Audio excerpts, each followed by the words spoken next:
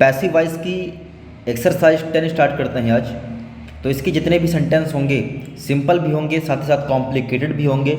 Simple इसलिए क्योंकि जो भी रूल्स लगेंगे टेंस वाले हेल्पिंग वर्ब से रिलेटेड वो सब हम ऑलरेडी पढ़ चुके हैं। कॉम्प्लिकेटेड इसलिए हो जाएगा क्योंकि जो प्रीपोजिशन यूज़ करते आए हैं हम अभी तक, जो कि है बाई, तो वो बाई प्रीपोजिशन अब यूज़ नहीं होने वाला। अब हम उसके प्लेस पर कुछ अलग प्रीपोजिशन यूज़ करेंगे। तो ये प्रीपोजिशंस का यूज़ होना ये किस पर डिपेंड करता है? वर्ब पर। वर्ब बताएगी कि कौन सा प्रीपोजिशन लगने वाला है। तो चलिए पहला सेंटेंस है डज ही नो यू। तो पहले तो हम प्रीपोजिशन की चर्चा नहीं करेंगे अभी, क्योंकि अभी सबसे पहले हमें ढूंढना होता है ऑब्जेक्ट। तो ऑब्जेक्ट यहाँ का यू है, सब्जेक्ट ही है, ये तो पता चल गया। लेकिन डज यहाँ पर हेल्पिंग वर्ब है और ये सेंटेंस के सबसे पहले आ गई है। और वैसे भी आप लास्ट में देखिए इंटरोगेटिव मार्क से पहचान जाएंगे कि ये है एक इंटरोगेटिव सेंटेंस। तो जब इसको हम पैसिव वॉइस में कन्वर्ट करेंगे तो वो पैसिव वॉइस सेंटेंस भी इंटरोगेटिव में ही होना चाहिए। तो इसका मतलब वहाँ का स्ट्रक्चर भी इस स्ट्रक्चर को फॉलो करना चाहिए। मीन्स अगर ये सेंटेंस स्टार्ट हुआ हेल्पिंग वर्ब से तो पैसिव वॉइस का भी सेंटेंस स्टार्ट होगा हेल्पिंग वर्ब से। तो डज किस टेंस में आता है? डज आता है प्रेजेंट इंडेफिनिट टेंस में, और प्रेजेंट इंडेफिनिट के पैसिव में हम यूज़ करते हैं इज एम आर। तो यहाँ पर इज एम आर में से चुनेंगे किसको? अब यहाँ पे ऑब्जेक्ट है यू, जो कि यहाँ पे पैसिव वॉइस में बनेगा सब्जेक्ट। तो यू के अकॉर्डिंग हमने चूज़ किया आर। आर के बाद क्या आएगा? आर के जैसे यहाँ पे डस के बाद हेल्पिंग वर्ब के बाद क्या आ गया था? सब्जेक्ट। वैसे ही यहाँ हेल्पिंग वर्ब के बाद सब्जेक्ट आएगा, सब्जेक्ट जो कि है यू। आर यू वर्ब की यहाँ पे थर्ड फॉर्म आती है नोन। नो की थर्ड फॉर्म हो जाएगी नोन। अब यहाँ पे बाई हिम नहीं होगा बल्कि होगा टू हिम। ये हो गया जी आपका पहला सेंटेंस। दूसरा, सी डिस्गस्ट्स हर पेरेंट्स। डिस्गस्ट मीन्स होता है घृणा करना, नफरत करना या चिढ़ना। सेंटेंस अफर्मेटिव का है और टेंस कौन सा है? Without helping verb. वर्ब में एस लग गया है, that's why it's present indefinite tense.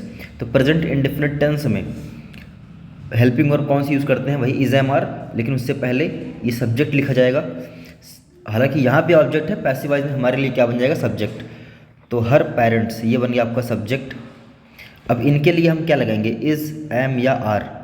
इनके लिए लगेगा are. Her parents are. Disgust की थर्ड फॉर्म हो जाएगी disgusted.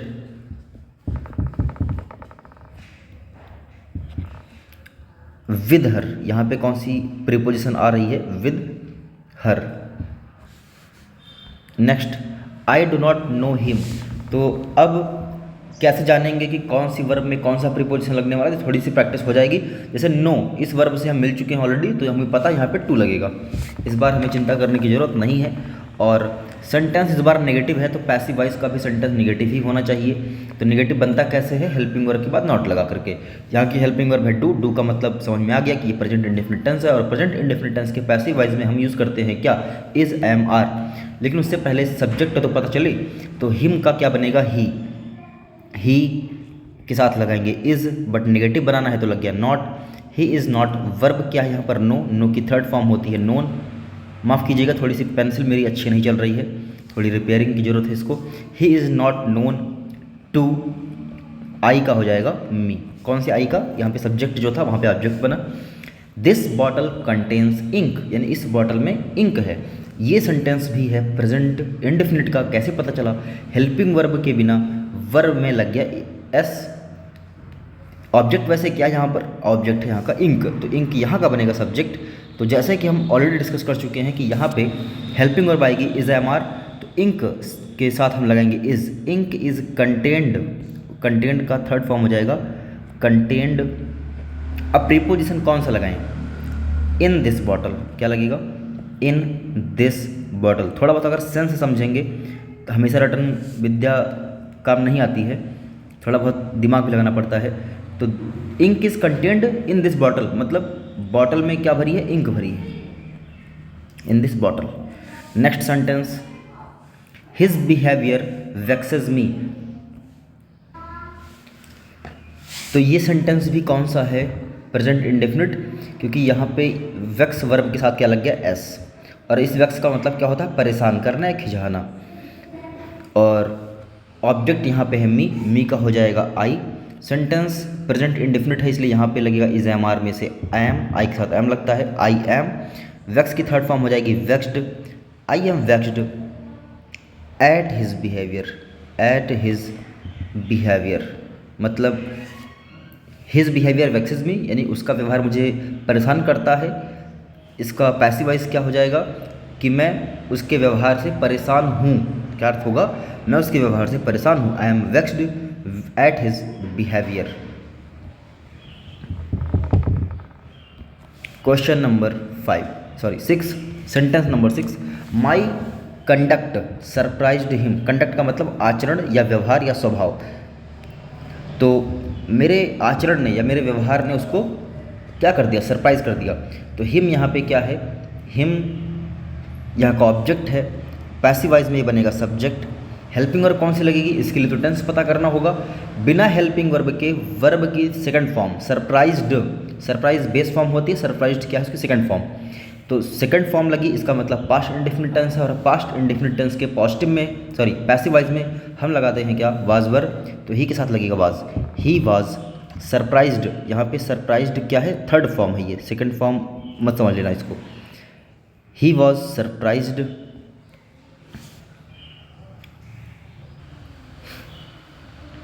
At my conduct. Next, my remarks offend him. ध्यान देना यहाँ पे रिमार्क्स क्या है, इसको ऐसा मत समझना कि वर्ब में एस लग गया है, ये रिमार्क का प्लूरल है। अच्छा, रिमार्क का मतलब क्या होता है, टिप्पणी। तो जो मेरी टिप्पणी है, टिप्पणी मतलब किसी टॉपिक पर कुछ बोल देना या कुछ कह देना, वो टिप्पणी होती है हमारी। तो जो मेरी जो टिप्पणियाँ हैं, है ना, उन्होंने क्या कर दिया, ऑफेंड हिम। ऑफेंड का मतलब ठोस पहुँचाना, सॉरी क्या बोल रहा हूँ मैं, ठेस पहुँचाना, माफ़ कीजिएगा, ठेस पहुँचाना। तो मेरी टिप्पणियों ने उसे ठेस पहुँचाई। ऑब्जेक्ट यहाँ पे पकड़ेंगे हिम, यहाँ पे बनेगा सब्जेक्ट, ही हो जाएगा। यहाँ वाज लगेगा ही के साथ। रीज़न ये है कि ये सेंटेंस जो है ऑफेंडेड लिखा है यहाँ पर, ऑफेंडेड वर्ब की थर्ड फॉर्म या सेकंड फॉर्म, यह वर्ब की सेकंड फॉर्म, बिना हेल्पिंग वर्ब के वर्ब की सेकंड फॉर्म, यानी कि पास्ट इंडेफिनिट टेंस, इसमें लग गया पैसिव वॉइस में was. He was offended, again फिर से क्या आएगा, ऑफेंडेड, लेकिन इस बार ये ऑफेंडेड क्या है, इस बार ये ऑफेंडेड है third form. With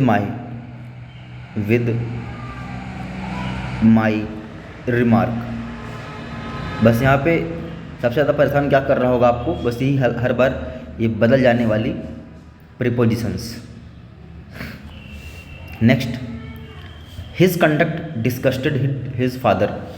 his conduct यानी उसके व्यवहार ने डिस्गस्टेड हिज फादर, यानी उसका जो व्यवहार है उसके पिता को वो पसंद नहीं है। तो क्या होगा यहाँ पे, his father was disgusted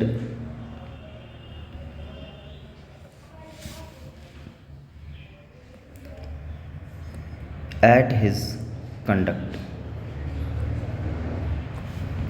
Wild plants grew all over the field. ग्रू यहाँ पे क्या है, ग्रो की सेकेंड फॉर्म, तीन फॉर्म होती है, ग्रो, ग्रू, ग्रोन। सेंटेंस कौन सा, पास्ट इंडेफिनिट। क्या लगेगा पैसिव वॉइस में, वाज वर, लेकिन उससे पहले सब्जेक्ट कब पता चले। तो पैसिव का सब्जेक्ट कहाँ से लाते हैं हम, एक्टिव के ऑब्जेक्ट से। लेकिन इस एक्टिव वॉइस में, यानी कि जो सेंटेंस हमें दिया गया है ये, इसमें ऑब्जेक्ट तो है ही नहीं। तो अगर ऑब्जेक्ट नहीं है तो इसका मतलब थोड़ी वक्त हम बिना सब्जेक्ट के रहेंगे। हम क्या करेंगे जी, इसी सब्जेक्ट को ही यहाँ का सब्जेक्ट बना लेंगे, यानी कि यहाँ का सब्जेक्ट भी क्या होगा, वाइल्ड प्लांट्स। वाइल्ड प्लांट्स, वर क्यों लग गया, अभी पता चला था कि ये सेंटेंस है पास्ट इंडेफिनिट, और पास्ट इंडेफिनिट के पैसिव में हम क्या लगाते हैं, वाज या वर। तो यहाँ पे प्लांट्स है, प्लूरल है, दैट्स वाई क्या लग गया, वर। ग्रोन यहाँ पे क्या आएगी, third form, grown.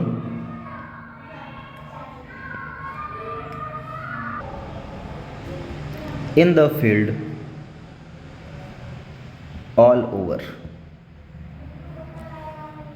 Next, what does this jug contain.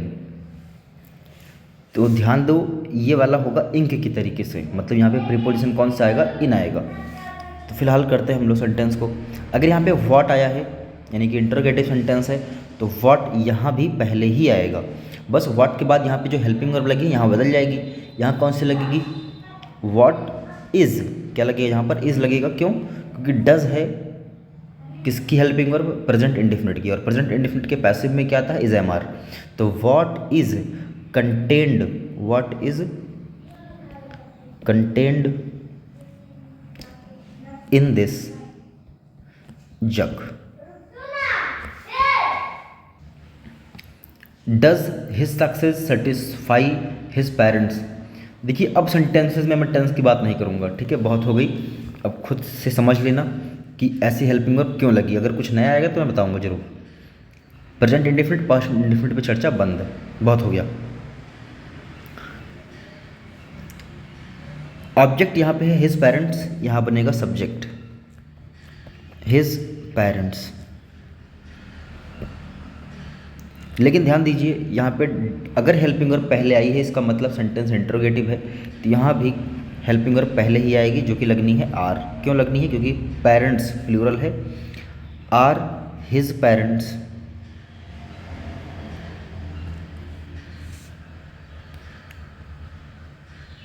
Satisfy का थर्ड फॉर्म हो जाएगा सेटिस्फाइड।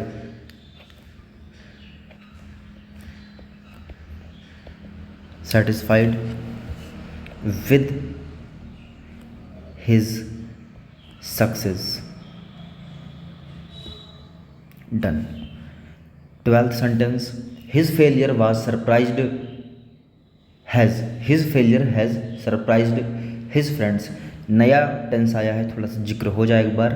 हैज़ के साथ वर्ब की थर्ड फॉर्म अर्थात प्रेजेंट परफेक्ट टेंस, और प्रेजेंट परफेक्ट टेंस के पैसिव में क्या लगाते हैं हम, उसी हैज़ हैव के साथ बीन लगा देते हैं।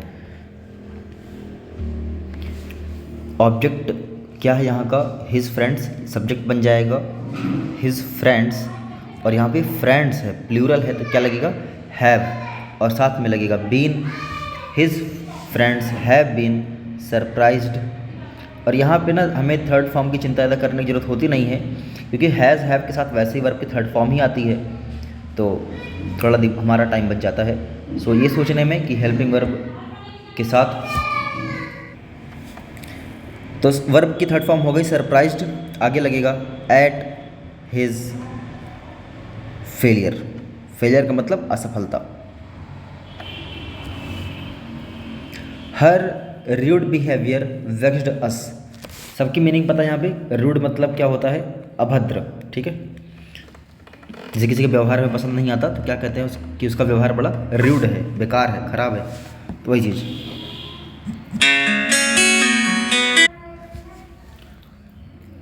अस यहाँ पे ऑब्जेक्ट है, इसका सब्जेक्ट क्या बनेगा, वी, वी के साथ लगेगा were, we were vexed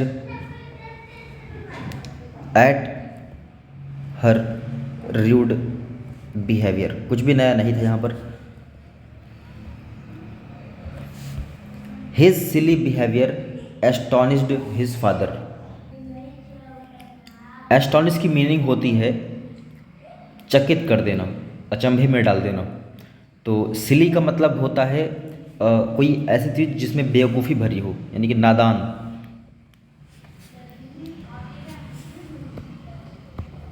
his father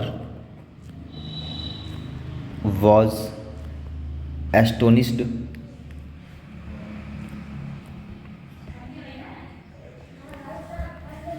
at his silly behaviour.